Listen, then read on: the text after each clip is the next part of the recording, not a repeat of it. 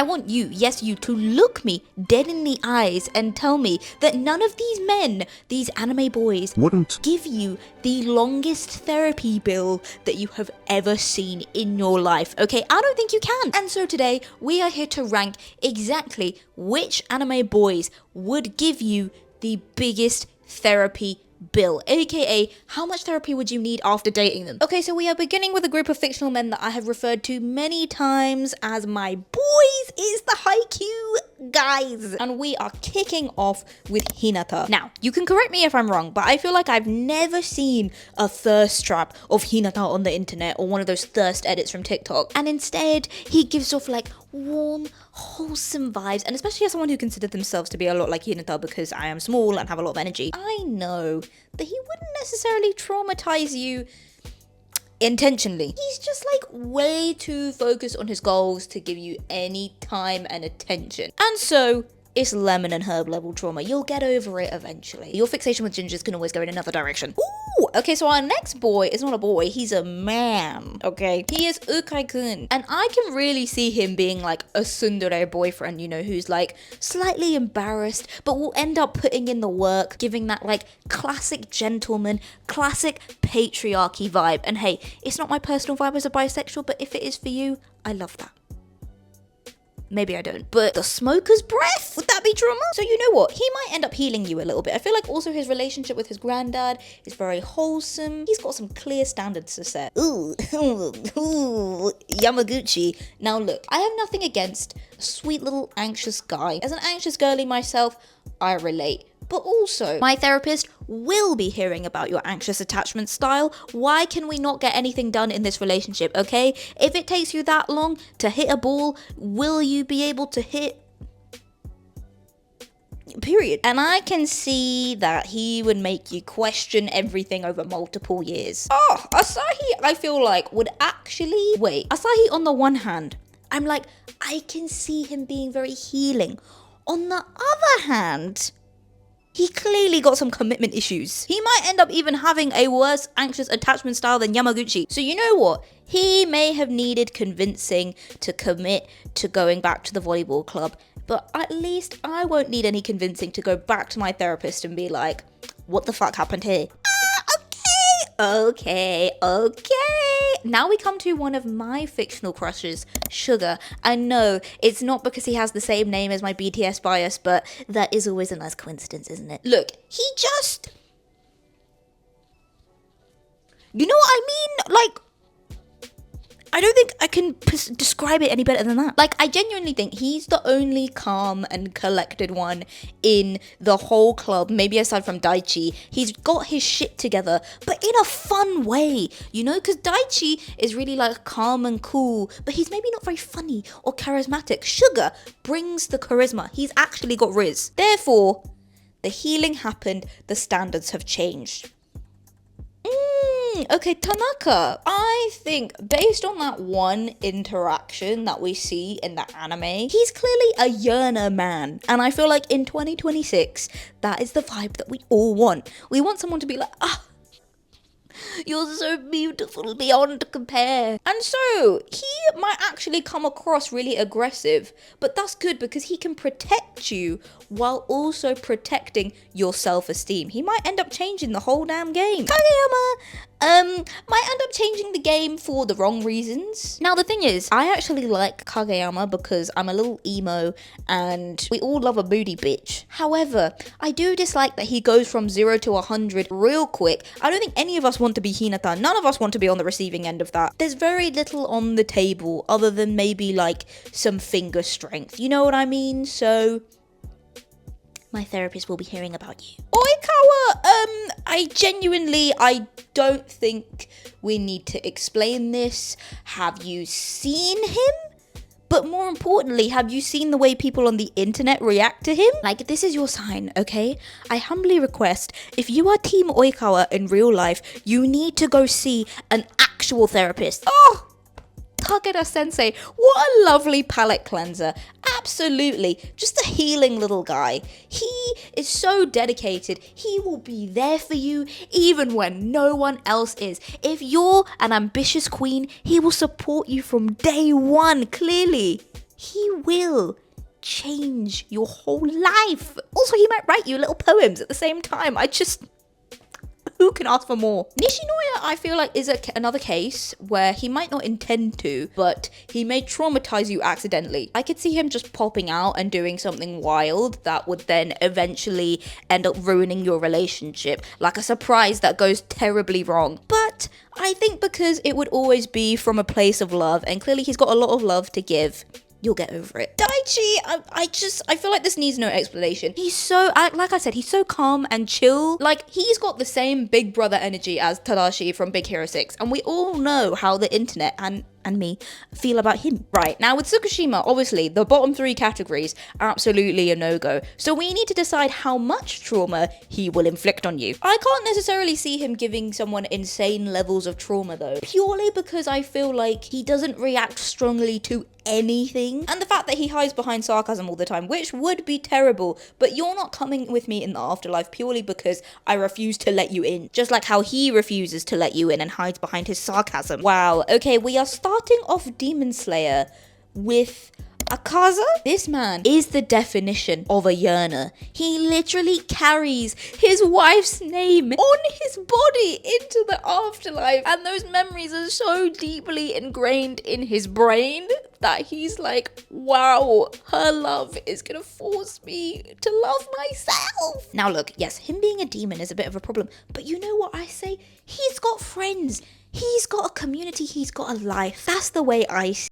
I don't think he can go anywhere else. His whole body is an emblem of his wife, and even when he became a demon, his whole fighting technique was related to his wife, and she didn't even become his wife, and he still loved her that much. He didn't even need to get the bag in order to change his entire life and personality. Doma needs no explanation for this category.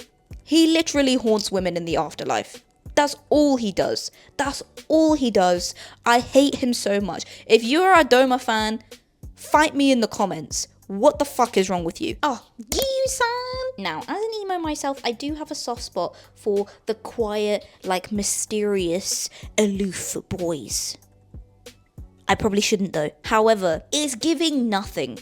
He's really giving nothing. Because if I have to pull a Tanjiro and come and get him to do something he doesn't want to do by knocking on his door every single day, then you can bet your fucking ass I am getting depression by osmosis just by being around you. And yes, I did make an intentional water joke there. Morichiro, does anyone else feel like Morichiro is been specifically crafted for the people online who are alternative but also like Hatsune Miku?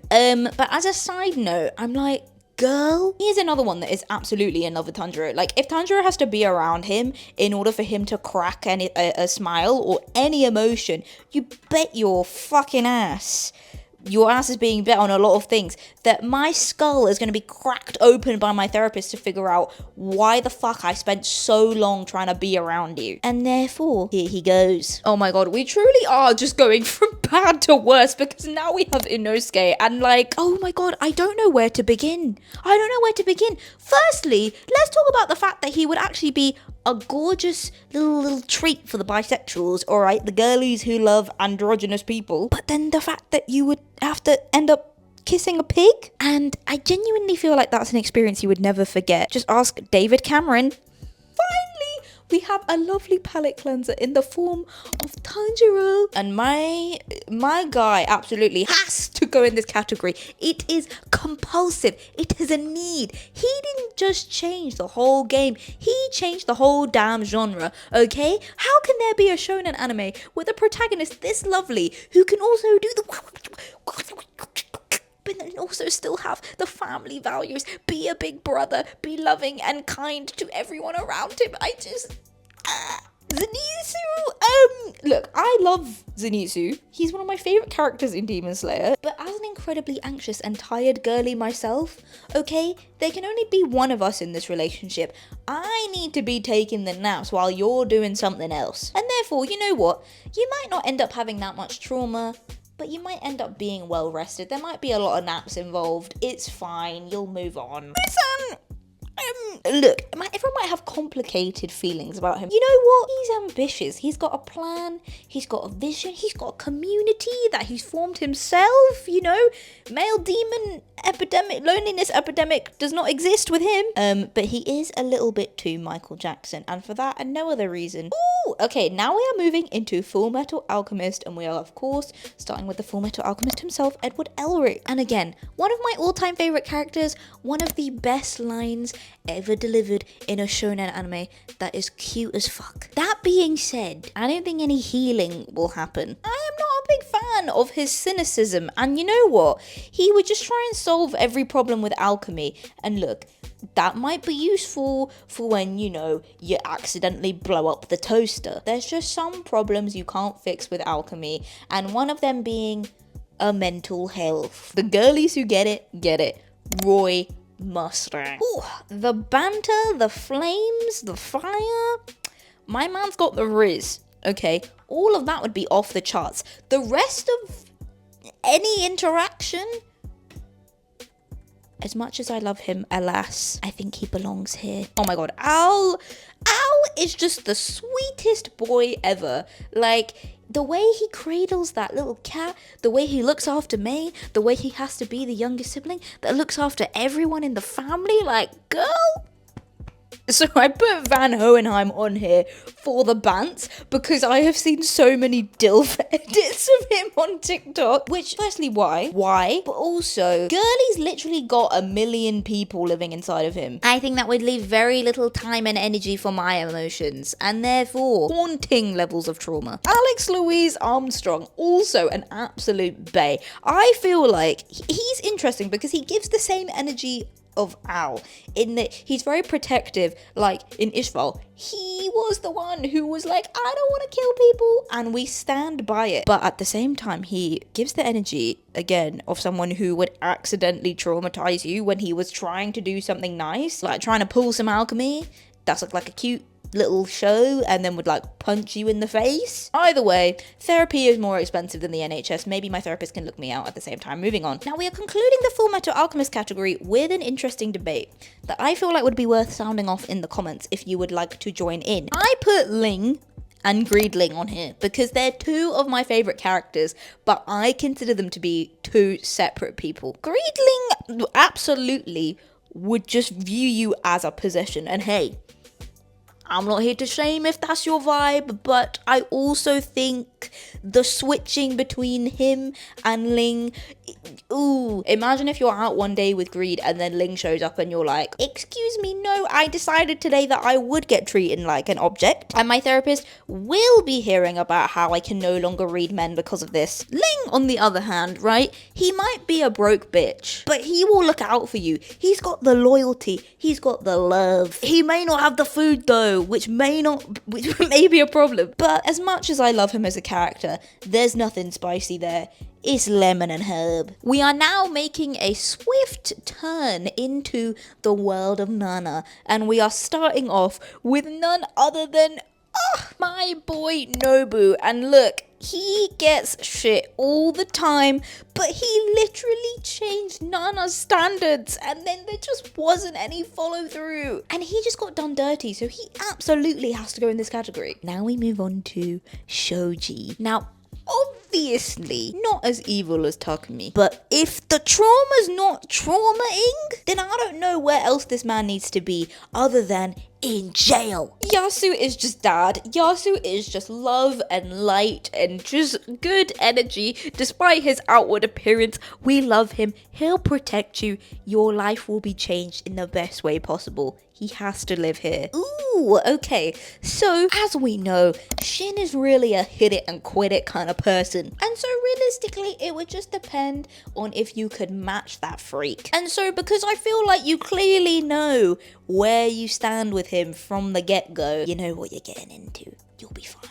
Ren seems to be like the human version of getting like an imprint. It's giving codependency. It's giving joined at the hip. It's giving possessive, obsessive, regressive. This is not healthy. And so I feel like incredible amounts of damage will be done. Takumi,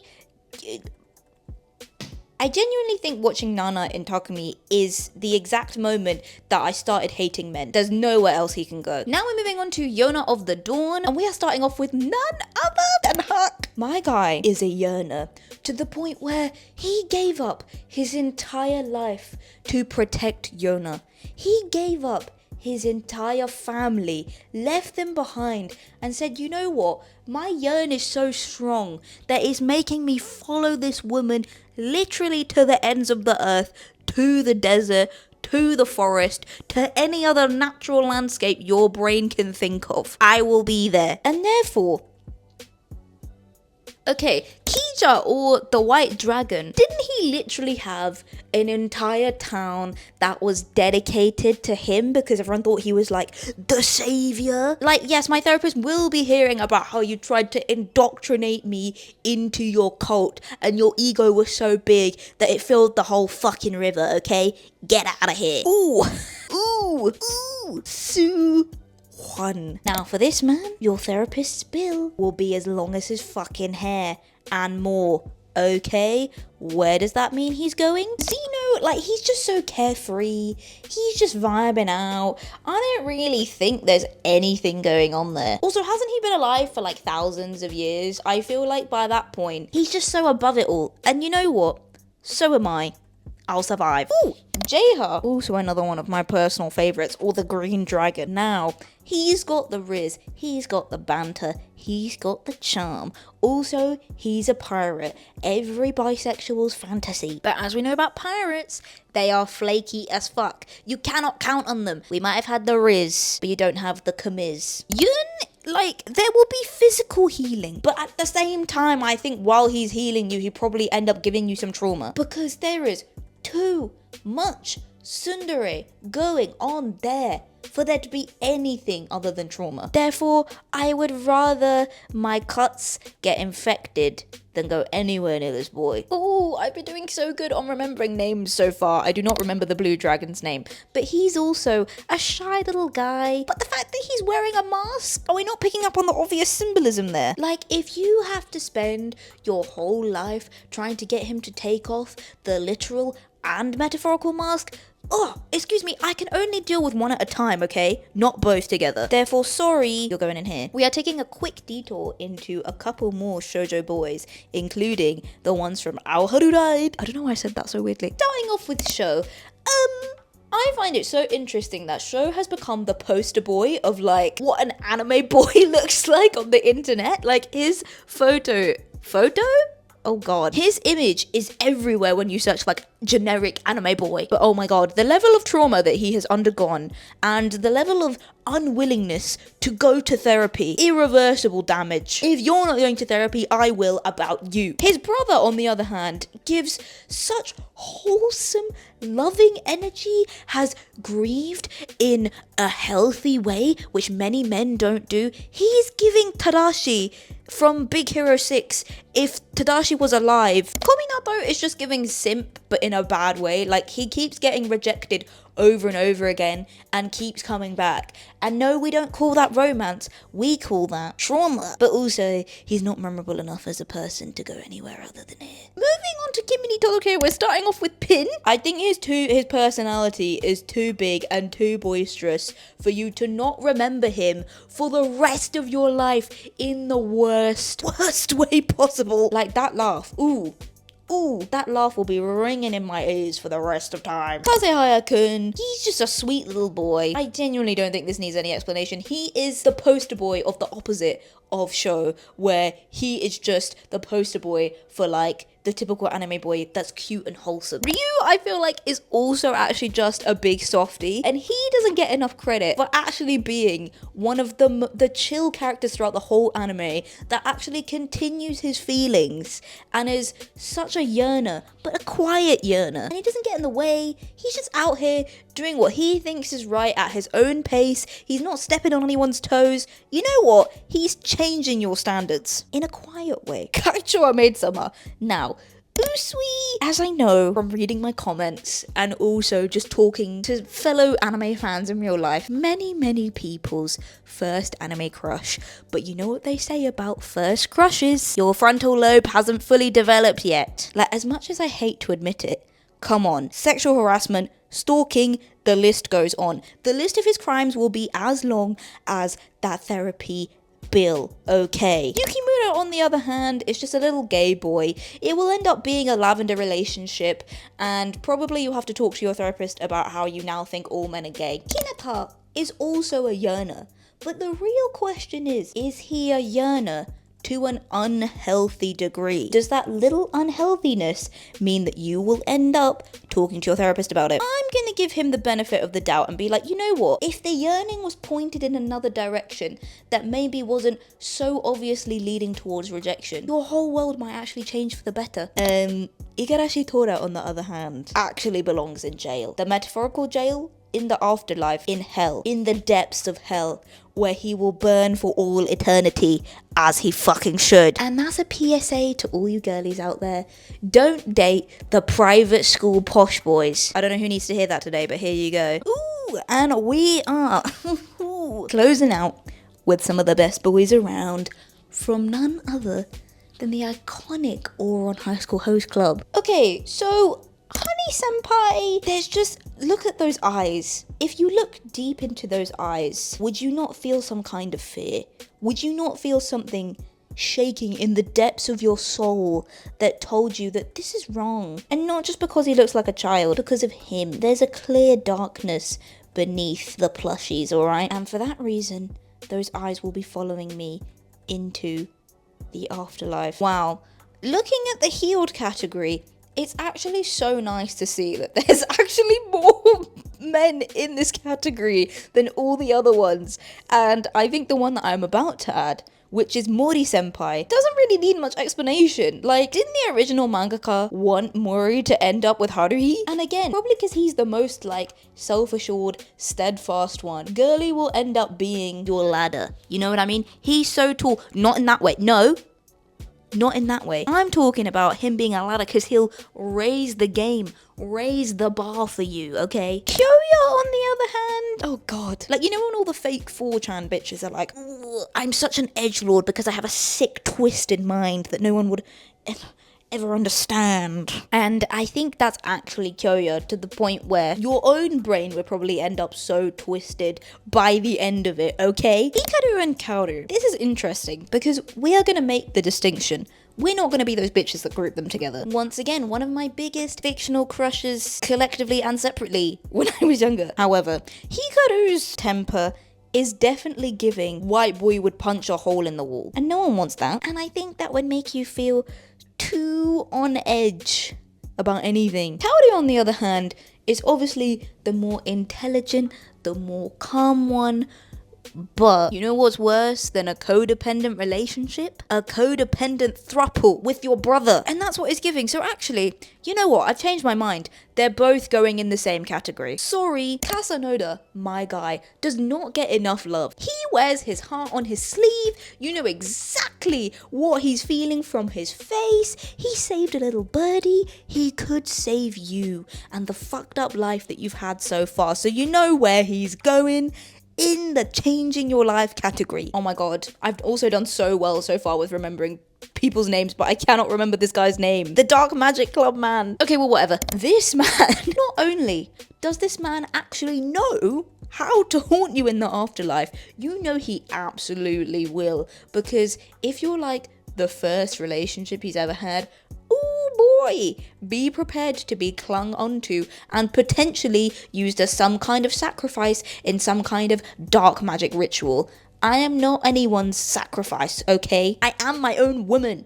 I do my own witchy spells. Thank you very much. And finally, the Prince Tamaki. Now, it really depends on which side this man decides to feel like he's pulling out that day. I thought of this metaphor the other day, right? And I was like, I absolutely need to share this. Tamaki Suo is the Michael Scott of shoujo anime. Is he not? Like, he uses the same family metaphor, he tries to bring people together who probably don't want to be there, but then all end up like loving each other and coming together. But also, he's so stupid and in denial the whole time. And I think because the level of Delulu is so intense, that outweighs any princely charm that he might use at any point. And you know what?